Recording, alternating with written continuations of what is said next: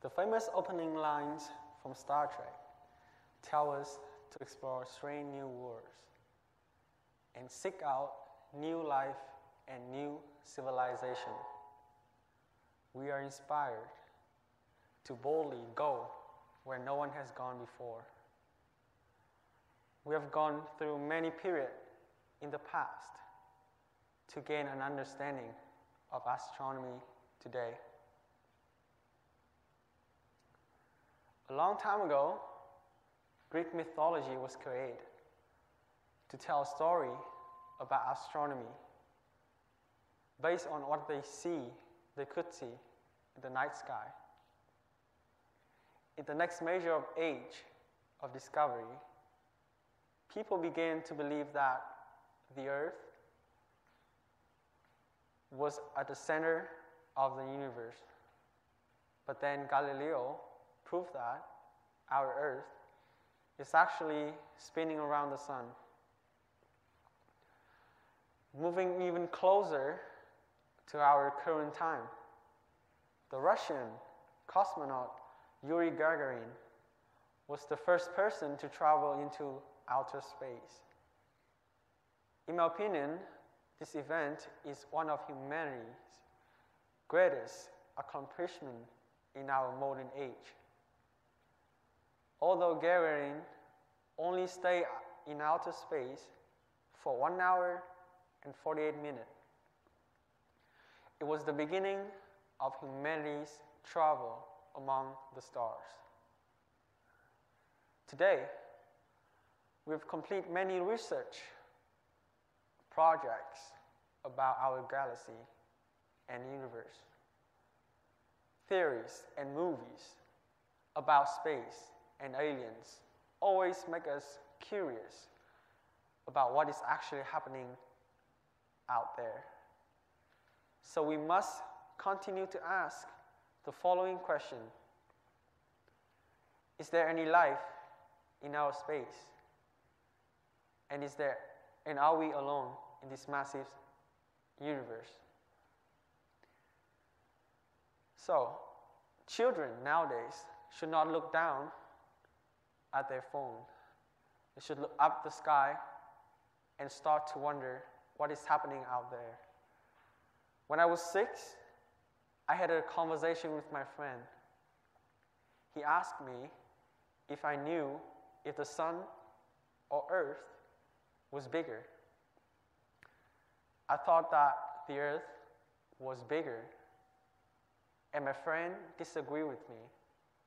So we kept arguing until we ended up with a fight. When I got home, I asked my dad about this problem. He started to reveal many interesting lessons to me. And that moment was the beginning of my curiosity about astronomy and space exploration. In 1960s, we sent men to the moon. Then we stopped. That was the last major human landing on an extraterrestrial object. There has been no progress in human exploration since then. It seems like we are not focusing on exploration. Exploring strange new worlds. We seem to have forgotten our mission and human nature. As human, we have an innate curiosity. We only need to look back into human history to see examples of this curiosity. Let's consider Christopher Columbus' voyage that discovered America, or when Captain Cook discovered Australia. This human curiosity guided these explorers to discover different lands. How about nowadays? We have Elon Musk, whose business empire stretched from car to Mars. He is Columbus of 2018. He's an example of how we need to think about space. Continue to be as confident as ever of achieving his audacious goals of selling driverless cars and reaching Mars through Tesla and SpaceX, respectively. The moon landing will celebrate its 50th anniversary next year. We haven't put a human explorer on any planet since then. Instead of wasting money on war, we should spend considerably more money on space exploration.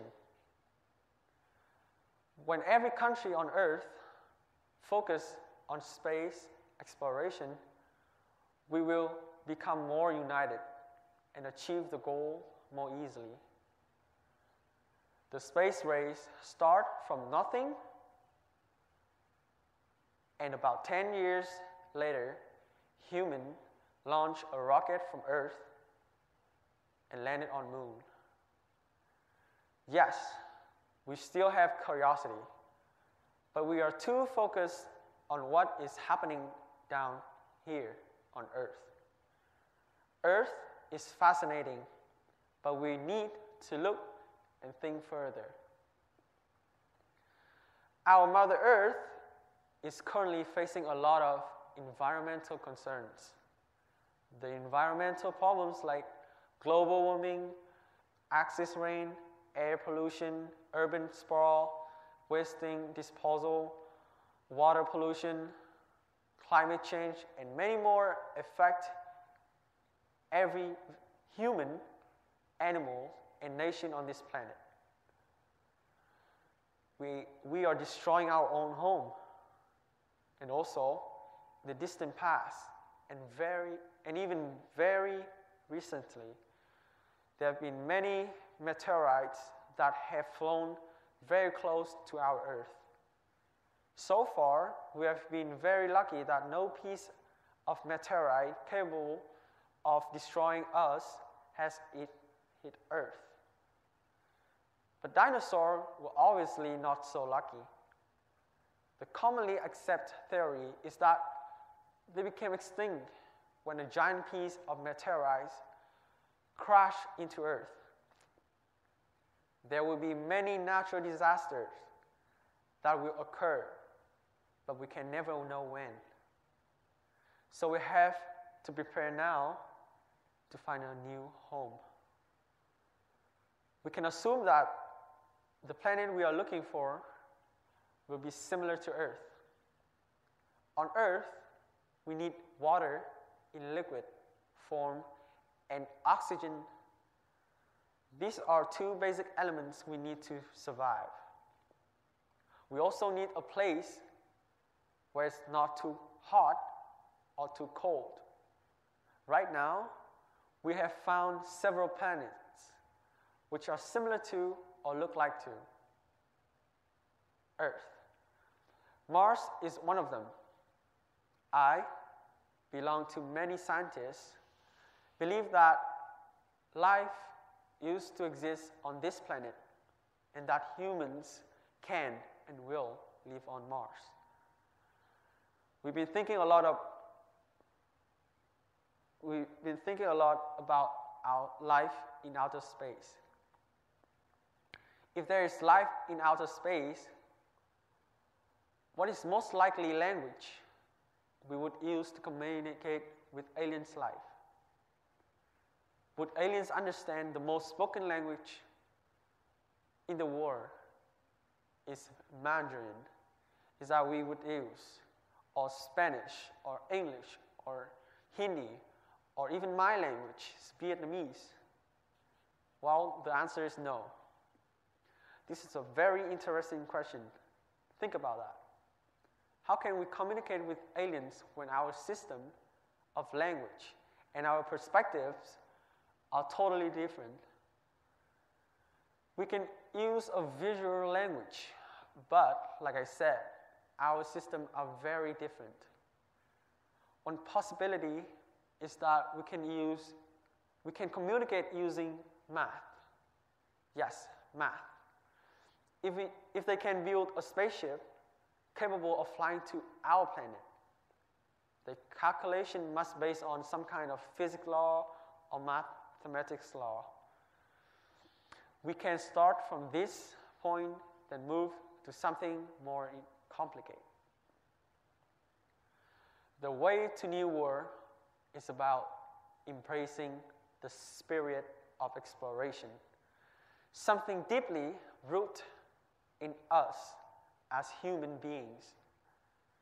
Just as the first humans were destined to move beyond the cradle of life in Africa and explore this world. Now, humanity feels the call to reach for the star. Such a venture is so much bigger than any one nation. Any single issue or problems facing us today, it is a beacon, bringing us together in a way that very few things can and have. Nearly 50 years ago, we took our first tentative steps of this world. It is time to step forth again. It is time to embrace our legacy, our basic nature, and boldly take our place amongst the stars. Thank you.